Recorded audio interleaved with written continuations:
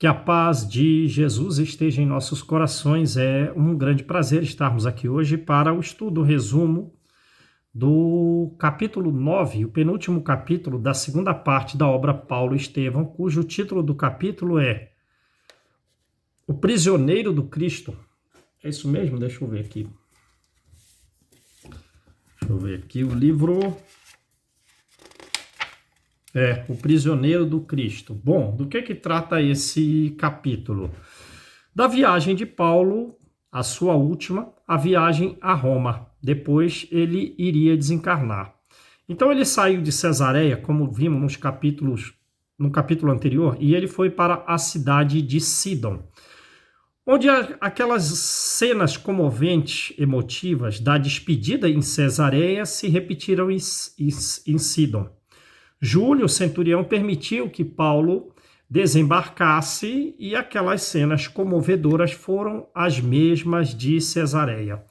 E de lá, então, partiram em frente. Como Paulo continuava a falar de Jesus, não como um mestre distante, mas como alguém presente em nossas vidas, muito amoroso e sábio, continuadamente a nos auxiliar desde tempos muito primevos, ele conquistou a própria tripulação, o comandante da embarcação, né? E seguiram em frente, em direção a Lícia, uma região no sudoeste da Ásia Menor, hoje a região da Turquia. E neste trilhar de caminho, Paulo se sentia muito feliz recordando o serviço realizado, o trabalho realizado ali naquela região, né? Então, é como diz o livro Céu e Inferno, uma das felicidades do homem é ter em si a recordação do dever cumprido, a realização da tarefa, e assim Paulo se sentia.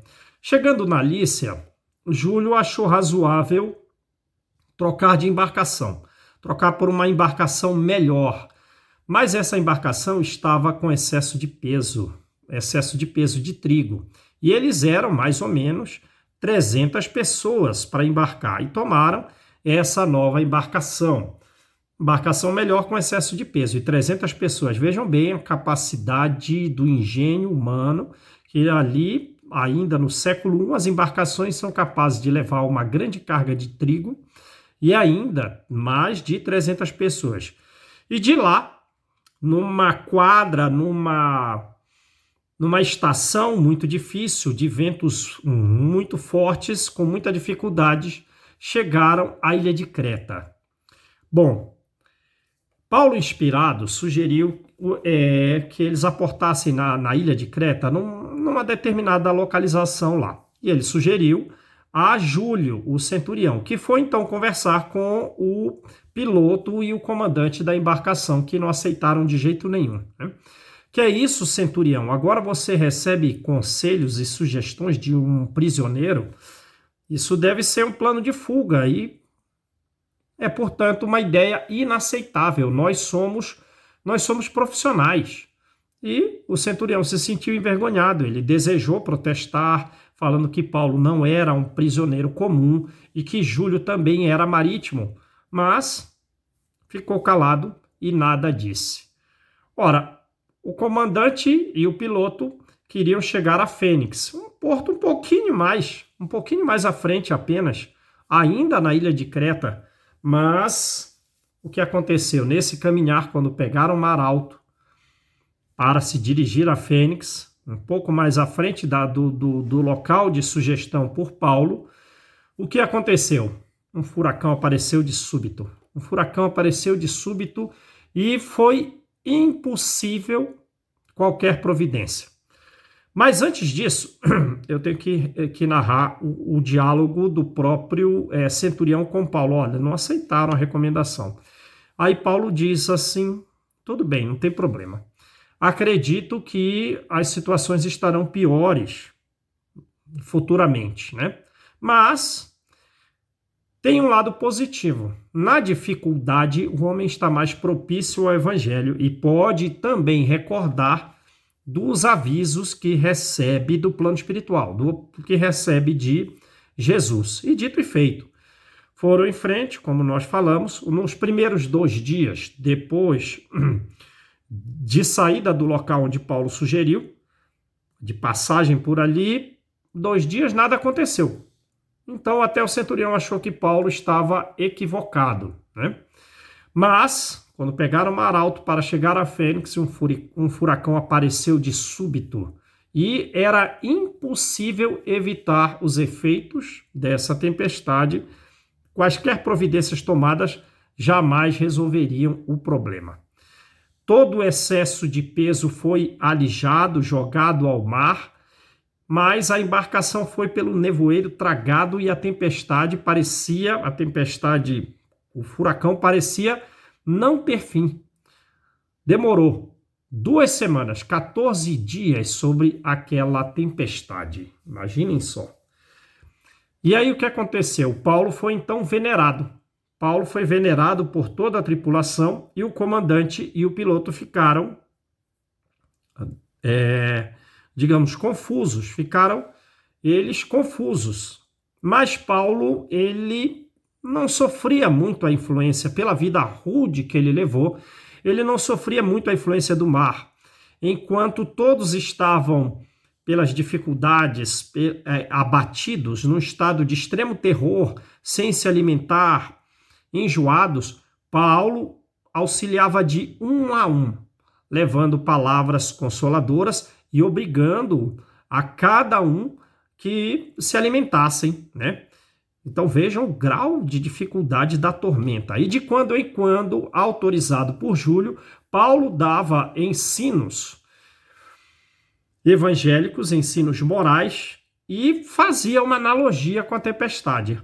Ele dizia, né, que na vida nós muitas vezes somos como marítimos imprevidentes, que sabemos da chegada das dificuldades e das tormentas, mas mesmo assim nós preferimos, por nossa própria vontade, pegar o mar alto, né? E o que pode acontecer é que no dia da nossa passagem da vida física para a vida espiritual, a tormenta, pelos desvios morais, pelos caminhos inadequados seguidos, podem ser semelhantes a esses dias, né? E que devemos então nos alijar da carga, dos vícios, dos equívocos, dos erros, porque se não fizermos isso, as consequências, os efeitos serão essas tormentas. E que muitas vezes, durante essa caminhada da vida, digamos assim, as delícias da vida carnal parecem desmentir as chegadas dessas tormentas. Parecem ventos suaves, que são as tentações, que desmentem a chegada dessas tormentas. Mas não, que nós devemos nos alijar da carga dos erros para não termos esses efeitos.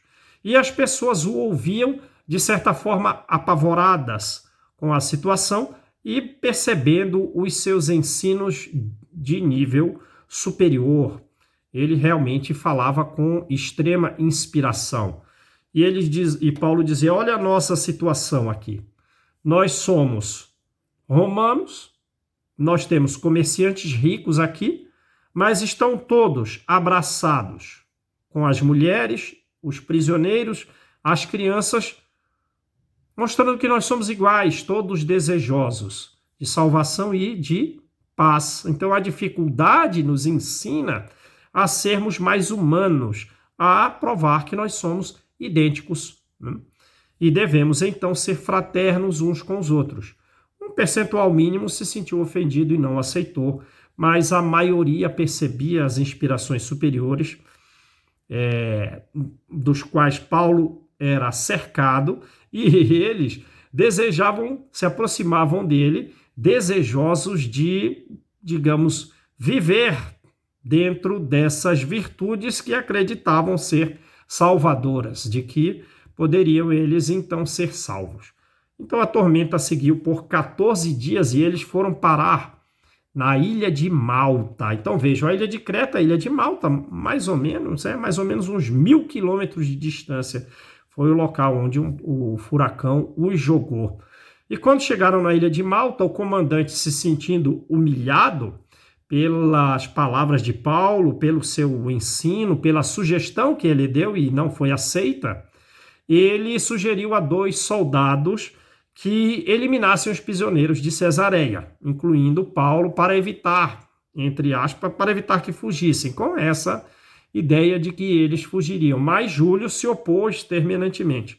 Então todos se dirigiram à praia, alguns a nado, outros a bote. Era um período muito frio, era um período de inverno, e foram então acolhidos pelos romanos e os nativos da ilha de Malta. Porém, eles não tinham um local adequado para tantas pessoas, né? Quase 300 pessoas, para acolher todas essas pessoas. E um inverno rigorosíssimo. Mas Paulo dava exemplo, pela vida rude que ele levou, ele dava exemplo de superioridade, de não abatimento moral. Sugeriu que fossem feitas grandes fogueiras e assim um grupo de homens fez as fogueiras, né? Fizeram as fogueiras e nessa de alimentar a fogueira com gravetos, Paulo foi mordido por uma cobra extremamente venenosa, né? E então Timóteo, Aristarco e Lucas se aproximaram aflitos com a situação dele ter sido mordido por cobra, enquanto os nativos se afastaram, né? Se afastaram de Paulo. Eles diziam o seguinte: meu Deus, esse cara deve ser quer dizer, né? Eles não eram monoteístas, foi uma expressão, né?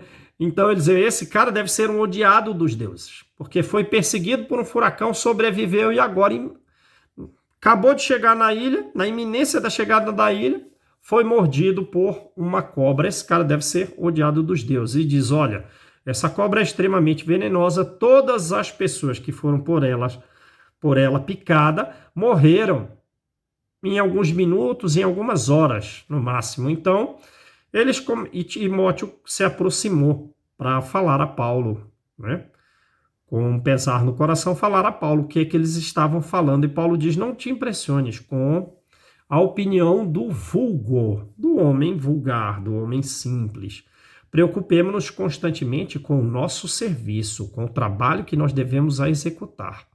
Provavelmente, essas opiniões do vulgo, eles transitam de um nível muito inferior de nos julgar os condenados para um nível de heroísmo. Então, daqui a pouco é provável que alguns, ou todos eles, acreditem que eu seja um Deus. E dito e feito, Paulo, ele simplesmente se aquecia, orava, olhava o semblante de todos e os nativos contando os minutos para a morte de Paulo. Mas o tempo passou e Paulo não tinha nem mesmo uma expressão de dor. Então, como ele próprio previu, foi considerado um deus, alguém que veio do Monte Olimpo, um homem do Monte Olimpo, um enviado dos deuses para ensinar as verdades divinas, né?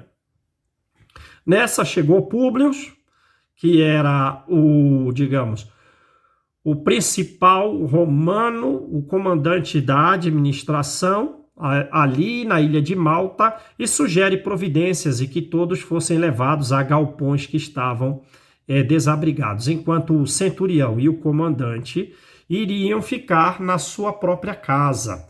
Mas o centurião, já completamente transformado pelo evangelho, ele também pediu que fosse dada a Paulo uma acomodação melhor, né? E narrou a história de Paulo, o tanto que ele conhecia. Mas o que aconteceu foi que então foi solicitado a Paulo que Públio, mesmo nome de Emmanuel, o administrador romano da ilha de Malta a essa época, no século I, né? Ali para os 60, 61.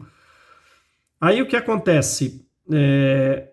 Não, então eu quero que vou levá-lo ao meu pai, para que ele o cure.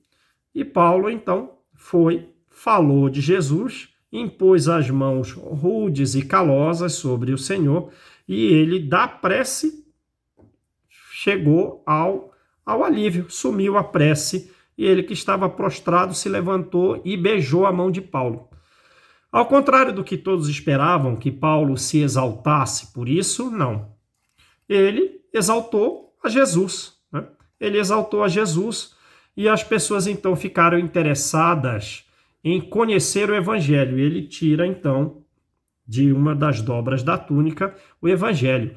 Vejam então que ele, mesmo tendo passado por uma tempestade, por toda a dificuldade na história do seu caminho, por ter sido roubado, né? Levaram um dos evangelhos, quando ele,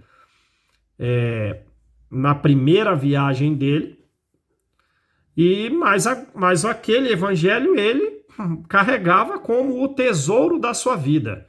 E esse evangelho foi então muito copiado. E Paulo então ensinava a muitos. E o fato da cura do pai de Públio chamou a atenção geral. E Paulo realmente foi considerado como um mensageiro de Deus que deveria curar as pessoas e ensinar as verdades divinas, né? Bom, vamos continuar. Eu botei o fone aqui, porque o cachorro começou a latir. Então, ele foi considerado um mensageiro divino, que realizava curas e realmente curou a milhares de pessoas e ensinava o evangelho. Na ilha de Malta, com autorização de Júlio, eles adquiriram um salão para, durante esse período de inverno, em que ali ficariam, ensinar as verdades do Cristo. Feito isso, passado o inverno, eles se despediram, mas na ilha de Malta ficou efetivamente uma família com a bandeira do Cristo completamente desfraldada. E partiram então no navio Castor Pollux em direção à Itália. Eles chegaram na cidade de Pozzuoli, que é próximo de Nápoles, próximo do Vesúvio, a 200 quilômetros de Roma. Antes disso, na verdade, passaram na Sicília, né? Passaram na Sicília, ficando na cidade de Siracusa, onde pregaram o evangelho por 3 dias. Vejam, ele era prisioneiro. Aí de lá, da ilha da Sicília, na cidade de Siracusa, mais ou menos a nordeste da ilha, a ilha de Siracusa fica ali perto da ponta da bota do continente italiano, né, dali da Itália, e chegaram a Pozzuoli. Chegando a Pozzuoli, perto do Monte Vesúvio, da cidade de Nápoles, o centurião se sentiu um pouco constrangido. E foi então conversar com Paulo. Olha, a gente tem que ver que agora já estamos muito próximos de Roma e temos que levar em conta a tua condição de prisioneiro. Então Paulo entendeu. Olha, Júlio, eu sei que tens que me acorrentar para o cumprimento dos teus deveres. Então, faze com pressa, porque eu não quero comprometer a nossa amizade. E Júlio, então, de olhos marejados, ele fala a Paulo: eu disputo a oportunidade de ficar ao teu lado. Porque ele era um centurião romano, mas já estava transformado ao evangelho. E andando com Paulo tinha Lucas, tinha Timóteo, tinha Aristarco e Júlio queria estar junto também, né? Então eu disputo a oportunidade de estar ao teu lado, porque na verdade eu queria ser como vós, um prisioneiro do Cristo, né? Que é o título do capítulo. Então, chegando em Pozzuoli, foi algemado, e para agradar a Paulo, o centurião pede a um dos seus soldados que verifique se na região existiam cristãos, né? Se existiam cristãos. E não demora muito, o soldado traz um senhor, um ancião, Sesto Flacos, que já se põe em comunicação com Paulo, num diálogo muito franco, de extrema alegria. Ele vai dizer que sim, que Pozzuoli ele tinha uma igreja cristã e que o evangelho ele era muito já comentado por todas as famílias e que as epístolas de Paulo eram meditadas em todos os lares cristãos, e ele tira, ele próprio, né, da sua bolsa a epístola dos Romanos. E Paulo está, então, extremamente impressionado e não demora muito. Muitas pessoas cristãs são trazidas da cidade de Pozzuoli para ouvi-lo. E Paulo é tido como um mensageiro de Jesus, né? E pedem que ele fique 7 dias nessa cidade. E o centurião consente que ele fique 7 dias à noite, ele faz as pregações. E Paulo observa que era um mundo novo para ele, em que ele nunca tinha visto o evangelho ser tão aceito e ele nunca tinha ido no Ocidente. Na Ásia foram lutas tremendas para instalar o evangelho, mas ali ele parecia num mundo novo. Então, findado esses 7 dias, eles vão se dirigir a Roma. A caminhada são de 200 quilômetros, eles vão levar mais ou menos 7 dias, porém, 50 cristãos agora o acompanham nessa caminhada. E eles vão de cidade em cidade até chegar à Porta Capena, em Roma, né? As cidades, e nessas cidades pelas quais ele passa, o Fórum de Ápia, eles vai pela Via Ápia, as 3 tavernas e uma outra cujo nome não me recordo. Nessas cidades, cada vez mais o que acontece? Mais cristãos se aproximam e Paulo é sempre muito bem recebido. Eles beijam a mão de Paulo, eles querem carregá-lo, mesmo sendo anciãos, e outras pessoas querem carregá-los acompanhados de cavaleiros. Então formam realmente uma grande quantidade de pessoas o acompanhando até Roma. E nessa aparece o cristão mais representativo, de mais idade, era Apolodoro, né? Apolodoro se põe no diálogo com Paulo. Ele diz: Paulo, você, sendo um apóstolo do Cristo, chega em boa época em Roma, porque acredito que os nossos padecimentos, os padecimentos cristãos, eles vão aumentar, né? Estamos no ano de 61 e há 3 anos os cristãos já começam a morrer devorado pelas feras ou nos postos de martírio. Eu próprio tive um meu filho que, já falecendo cristão, faleceu, né, comido pelas feras, né? E o Paulo antes de ser preso em Jerusalém, eu tomei ciência desses acontecimentos. Então, no ano 58, começou o martírio dos cristãos em Roma. E o centurião, ao lado de Paulo, sempre, né? Mas onde está a justiça?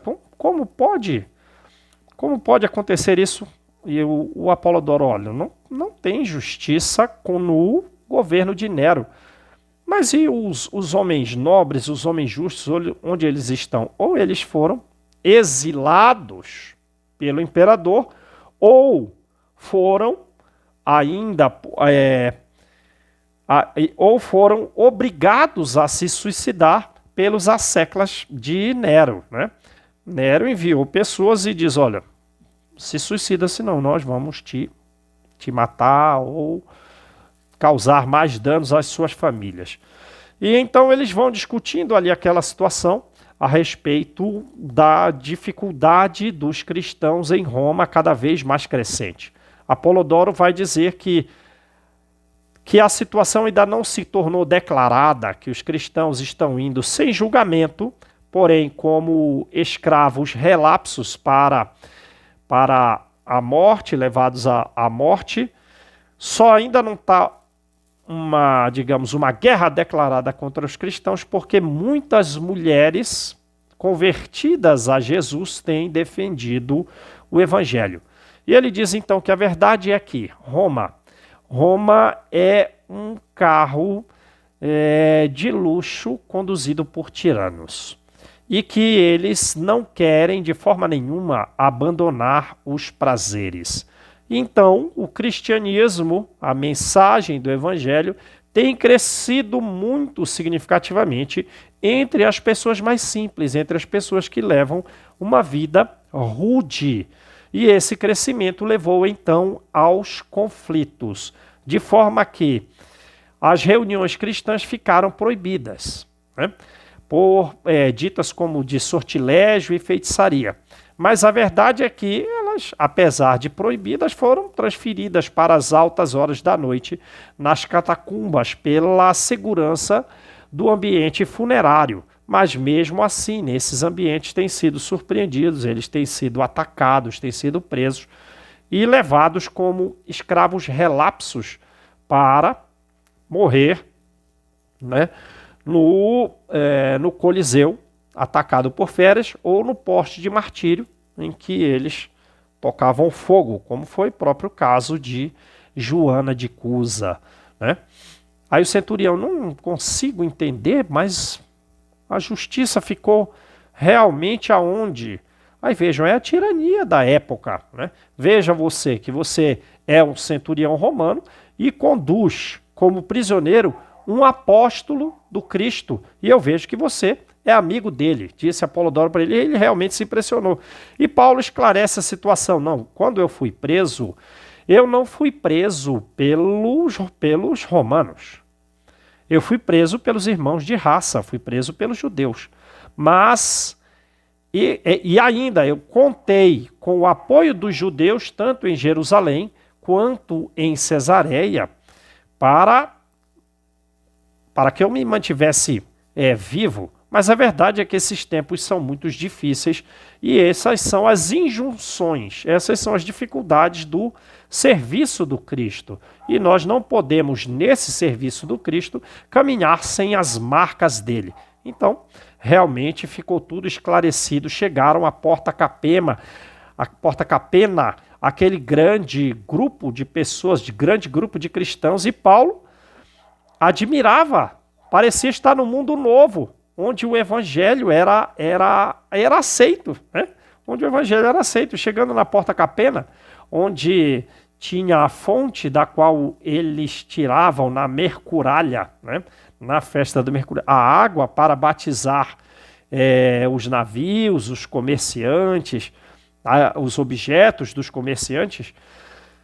Chegando nessa porta, já na entrada de Roma, muitas mulheres e muitas crianças vieram recebê-lo, beijando as mãos de Paulo, né?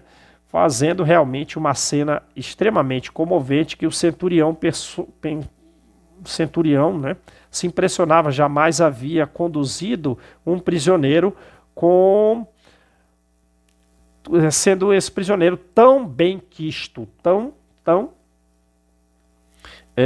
assim, admirado, desejado. E então eles ficaram ali, já estava ficando, de certa forma, perigoso, um agrupamento muito grande de cristãos, e Apolodoro, já chegando em Roma, ele sugere então que todos se dispersem. E Lucas, Timóteo e Aristarco vão com eles para se instalarem no seu lugar. Paulo fica com o centurião, né, e os prisioneiros, e eles vão para uma pensão modesta e no dia seguinte vão se apresentar ao quartel romano. E lá, chegando, nesse dia seguinte, o centurião Júlio, ele espera, apesar de muitos oficiais, ele espera o general Brutus para tratar do caso de Paulo, porque Brutus era um homem conhecido por sua honestidade e também pela influência junto ao imperador.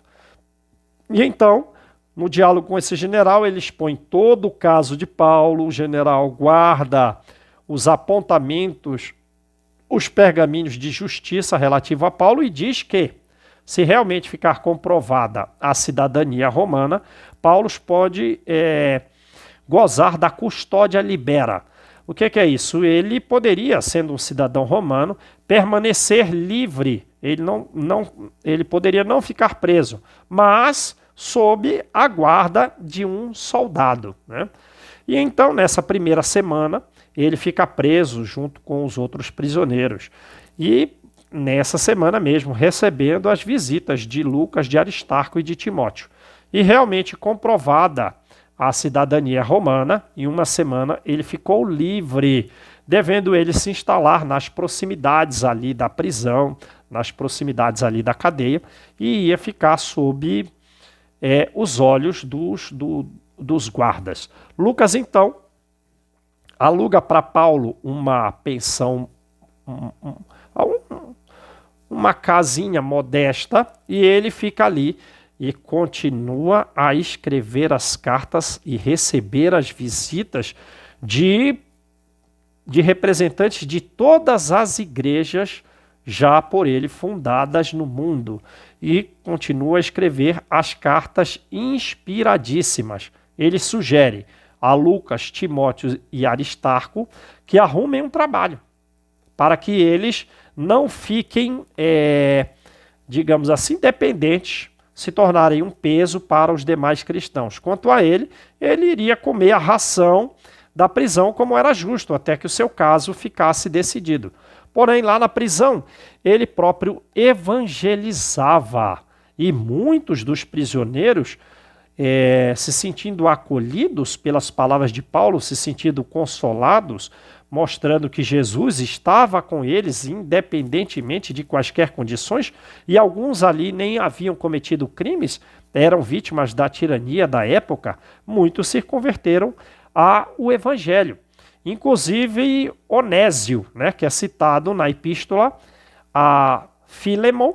Filemon era o dono do escravo Onésimo, porém, por Onésimo ter fugido, na epístola Paulo sugere a Filemon que perdoe o seu escravo, e ele próprio escravo havia se transformado. No terceiro dia, Paulo sugere que eles devam fazer um trabalho para levar o evangelho aos judeus, às sinagogas de Roma, Porque se eles não fizerem isso, logo vai ter um maior conflito. Então Lucas traz, numa determinada tarde, os maiorais das sinagogas, os fariseus, representantes das sinagogas de Roma.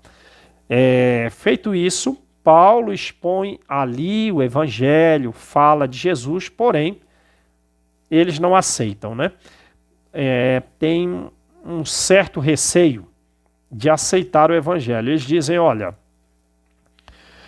nós devemos ouvir o que você está falando. É interessante o que você está falando, mas devemos te ouvir com mais atenção e ainda por todos nós, porque nós também não temos nenhuma informação sua de Jerusalém. Quanto a Jesus, ele aqui foi tido como um revolucionário que mereceu morrer por pregar uma doutrina contrária a Moisés. Mas nós queremos te ouvir, só que deves falar para todos nós. Dito e feito, dia agendado, muitas pessoas na tenda de Paulo, na casinha dele, do lado de dentro e do lado de fora, e Paulo a falar do evangelho durante o dia inteiro, mas poucos aceitaram. Formou-se uma determinada polêmica, e num determinado momento lá de silêncio, Lucas se aproxima de Paulo e vem lhe dizer assim: quanta dedicação, quanto esforço para vencer o espírito do judaísmo.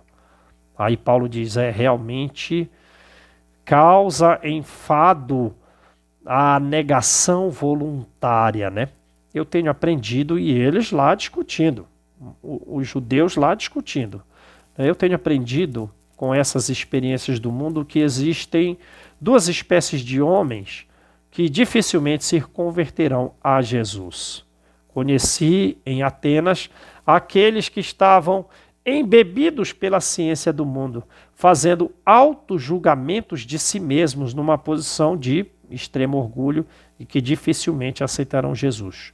Os outros são os judeus aferrados ao Antigo Testamento, com um passado histórico de muito heroísmo, de muito louvor, mas que não entendem A fé sem lutas, também numa posição de extremo orgulho da raça, numa interpretação falsa a respeito da divindade.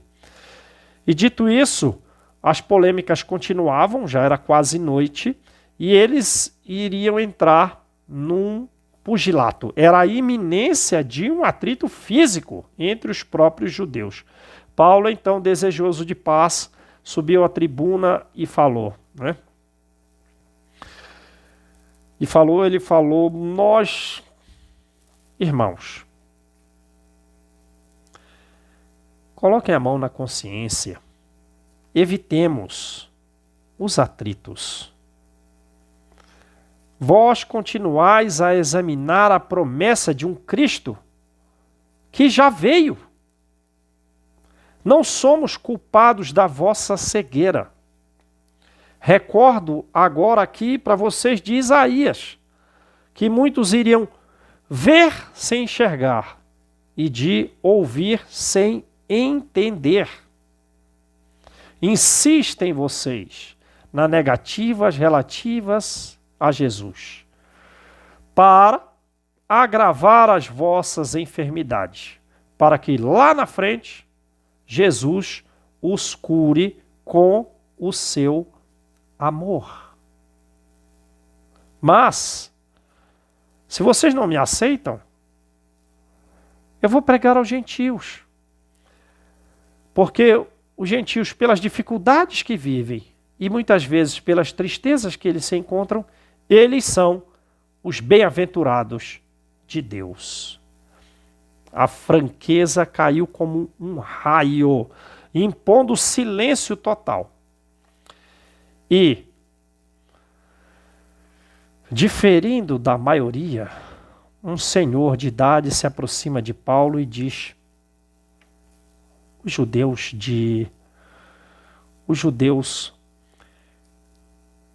inspirados, não desejosos de quaisquer benefícios oriundos da religião, eles aceitarão a sua palavra, que eu vejo ser muito profunda e de muito amor.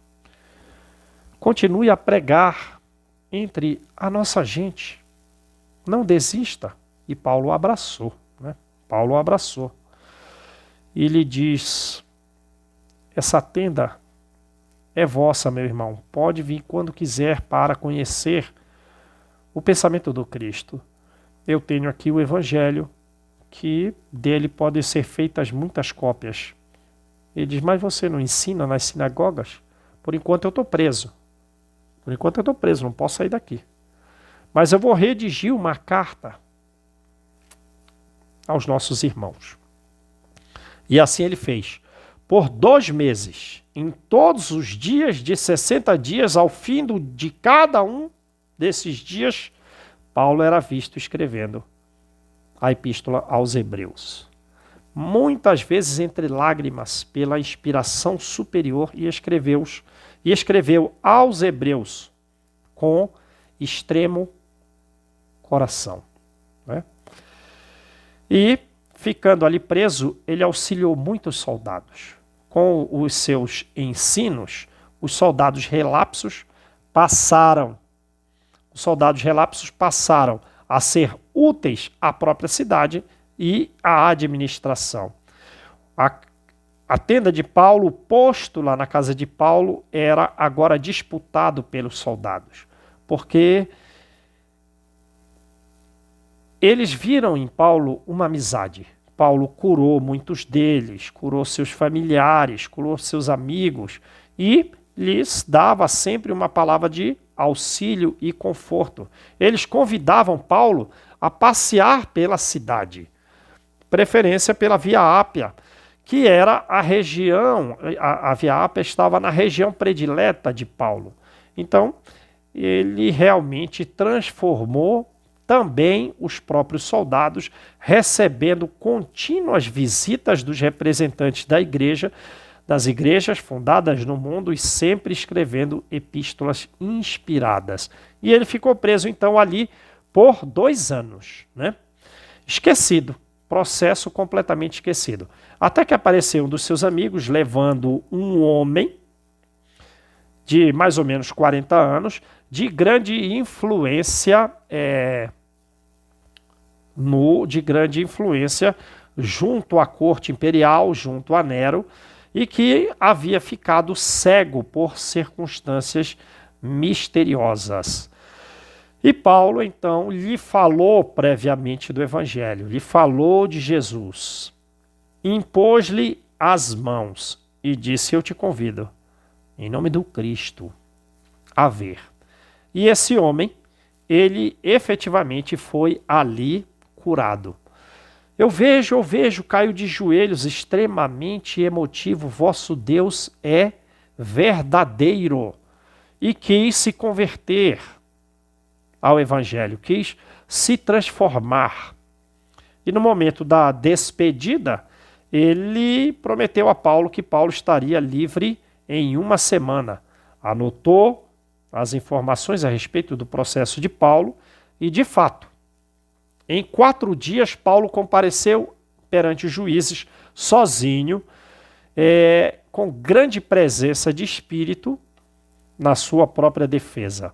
E então os juízes, pela influência desse Acácio Domício, pela influência desse romano, que cego foi curado por Paulo, vendo a puerilidade das informações dos judeus no processo, as suas intenções pueris, e muito impressionados com a personalidade de Paulo, eles sugerem ao imperador a libertação de Paulo.